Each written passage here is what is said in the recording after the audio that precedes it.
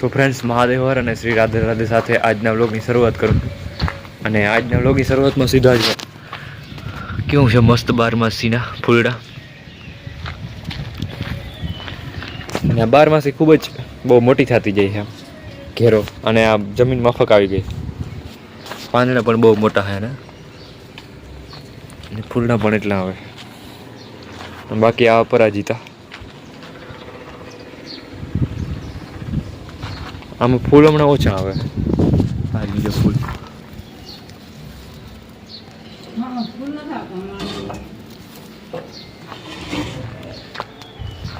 અને આપણે શંખ પુષ્પી પણ લગભગ કહેવાય છે. અને આયુર્વેદિક રીતે એનો બહુ ઉપયોગ છે. જે શિવને ચડે છે એનું આમ હું કહું ને કે શિવ બહુ મોટા વૈજ્ઞાનિક છે.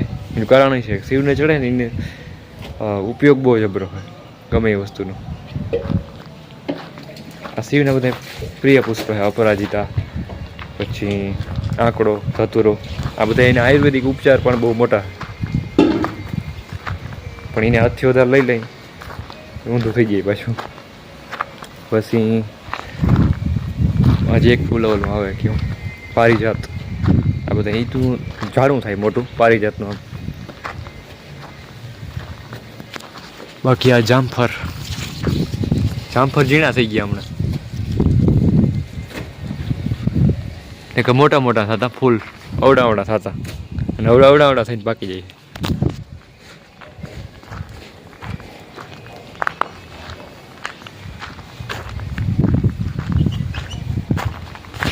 આમાં હમણાં પાણી નથી નાખ્યું બેગ દીધી તો વાંધો નથી.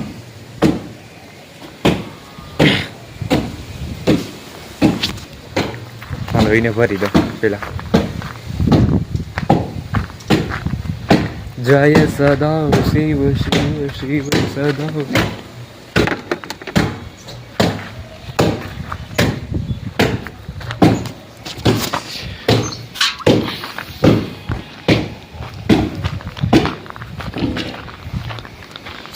બાકી હમણાં થોડાક વ્લોગ ઓછા આવ્યા હતા વચમાં, 2-4 દીનું ખાલું આવી ગયું. આવી જાય મારે તો એ રીતના હાલતું હોય. આમાં તો પાણી સારું થઈ રહ્યું હતું.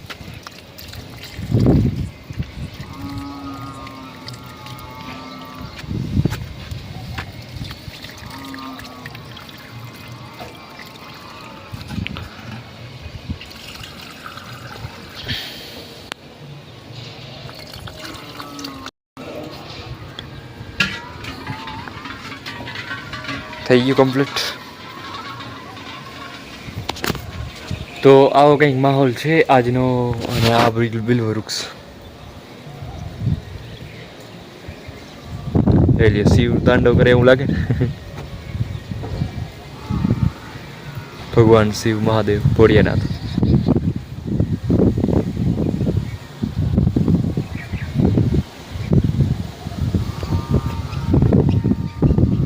અને આ અત્યારનો એક નજારો. તો હાલો આજના વ્લોગને આપણે હવે આગળ તપાવીએ અને અમારી ઓલી કરંટ જોઈ લ્યો.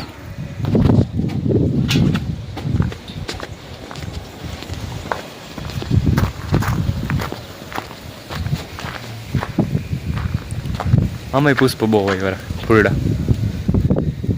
આ નીચે જોઈ લો.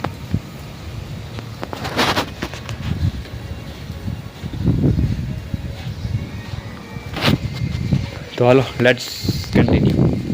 હર હર મહાદેવ. તો ફ્રેન્ડ્સ, અત્યારે તમે જોઈ લો કે મસ્ત અહીંયા બેઠો બિલીના છાયામાં. અહીંયા માળો કરી લીધો અને અહીંયા બેઠો એની રાયતી.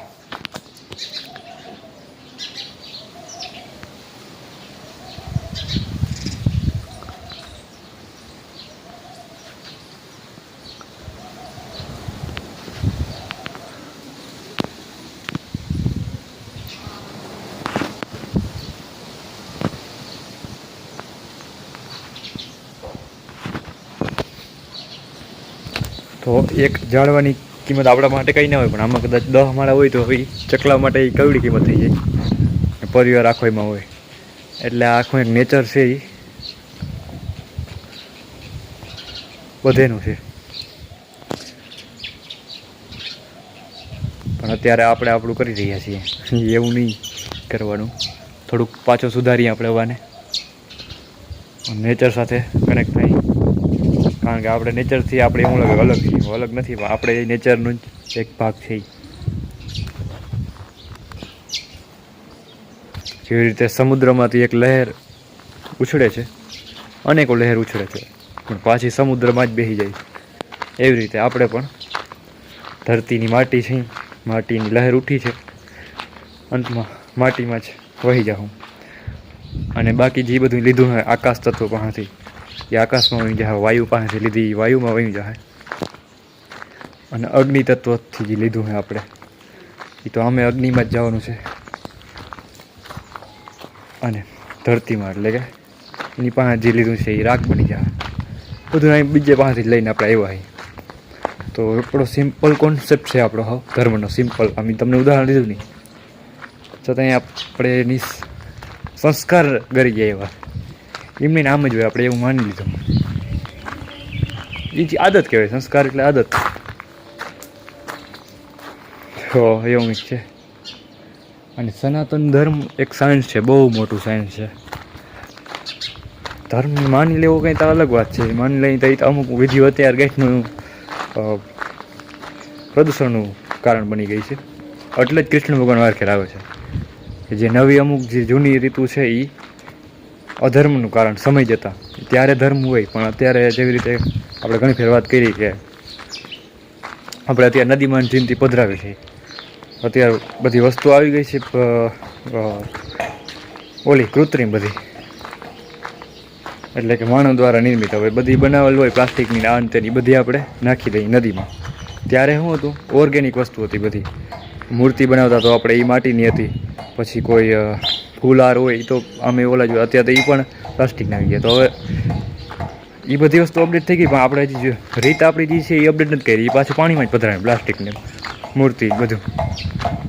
ત્યારે એ કુદરતી જ વસ્તુ હતી, કુદરતમાં મળી જાય. અત્યારે એ બધું અલગ કરી નાખ્યું આપણે. તો આપણે જો લાવતો હોય તો આપણે ધ્યાન રાખવું જોઈએ કે ક્યાં એને આપણે એડજસ્ટમેન્ટ કરવું. કારણ કે નદીને તમે જોઈ શકો ને, હમણાં વિડીયો આવ્યા હતા, ફૂલ પ્રવાહ રોકે હજારો મોઢે, રાજકોટ, અમદાવાદ, બધી મોટી મોટી સિટીમાં, કે દશામાની મૂર્તિ જ્યાં જોઈએ દશામાની મૂર્તિ, જે દશામાને આપણે પૂજ્યા હોય એ જ દશામાને પાછા અહીંયા મન થઈ મૂકી દીધા. એટલે આ નદીમાં સિસ્ટમ પધરાવવાની જ બંધ થવી જોઈએ એમ તો. કારણ કે આ પછી માટીની મૂર્તિ બનાવી અને પછી એ પધરાવવાથી કંઈ ઓલું ના થાય નદી. એવી જ રીતે કૃષ્ણ ભગવાન મેન મુદ્દા ઉપર આવી. કૃષ્ણ ભગવાન કહે છે કે અમુક જે જૂની રીત છે ને એ ધર્મની બાધા બની જાય છે. એટલે એ વાર ખેરે આવે છે ત્યારે જ, જ્યારે એને એવું લાગે છે કે અત્યારે અપડેટ કરવાની જરૂર છે. યદા યદા હિ ધર્મસ્ય ગ્લાનિર્ભવતુ ભારત અભ્યુત્થાનમ અધર્મસ્ય તદાત્માનમ સજામ્ય. એટલે કે જ્યારે જ્યારે ધર્મની હાનિ, અને હા એવું ઘણું છે અત્યારે કે જે કરી રહ્યા છે સાચું કરેક્ટ કરવાની કોશિશ કરી રહ્યા છે, એનો વિરોધ કરે છે. તો એની રક્ષા માટે પણ અહીં આવે છે. તો આજનું કંઈક જ્ઞાન આવું હતું. અને મારી મમ્મી જે વાંધો કરી રહ્યા છે,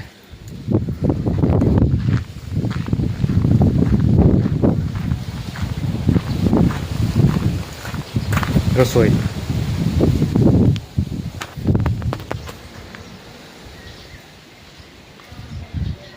ચટણી ખાઈ ચટણી બનાવી છે.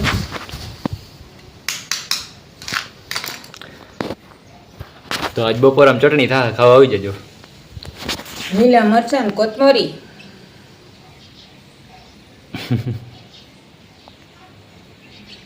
ગલકાનું શાક થયો, લાઈટ આવી તો સળીએ, નકર નહીં સળાય. ગેસ થઈ રહ્યો છે. ગેસ સાંજે થઈ ગયો હા. અને પાછો ઓલો ચૂલો જે નવો આવ્યો એનું ટેસ્ટિંગ કરવું હતું, અત્યારે અહીં પડ્યો છે. હા લઈ લો. હજી પેક જ છે, કારણ કે આને જોવો છે ને કે પછી રિટર્ન કરી દેવું. કારણ કે અવડો તો છે જ એક ઓલરેડી, થોડોક મોટો લેવો છે. તો હાલ આજના બ્લોગનો ઘણો આમ તો અત્યારમાં જ ઉતરી ગયો, છતાં એવું લાગે તો કે કન્ટિન્યુ કરીએ. બરાબર વાત તો ફ્રેન્ડ્સ અત્યારે અહીં બજારમાં બેઠા હતા ને જોઈ લ્યો આ બે ગઘુડિયું શિવ ને શિવા પ્રકૃતિમય બબી હોજી છે અહીંયા દાદા અને વડીમાં ને બધા બેઠા છે કઈ કેવું તમારે કઈ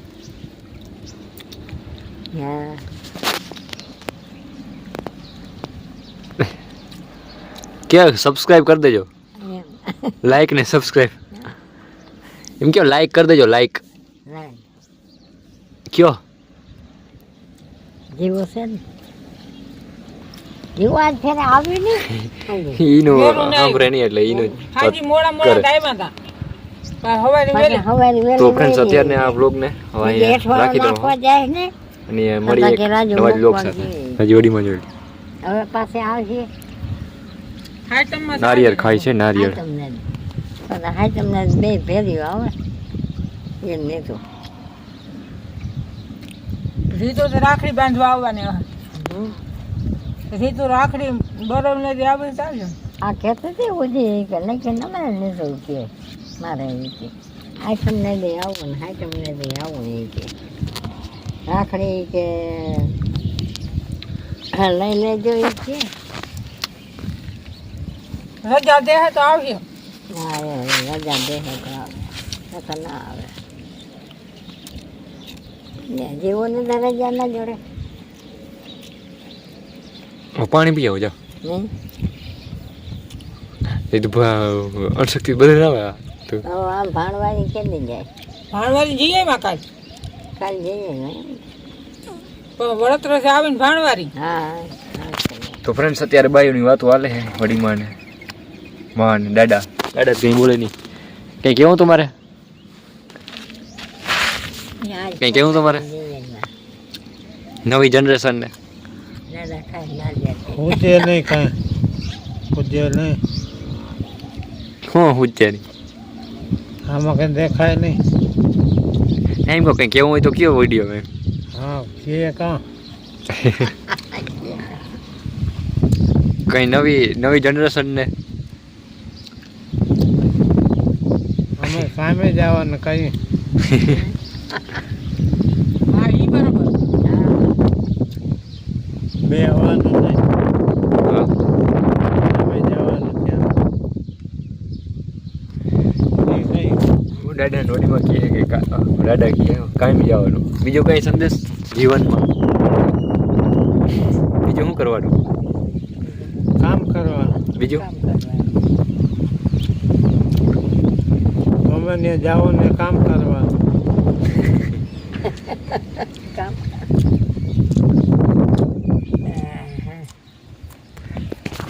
તો એ વાત સાચી છે કામ કરવાની દેવ મોત થઈ ગઈ ને જો તારા ઉંમર થઈ ગઈ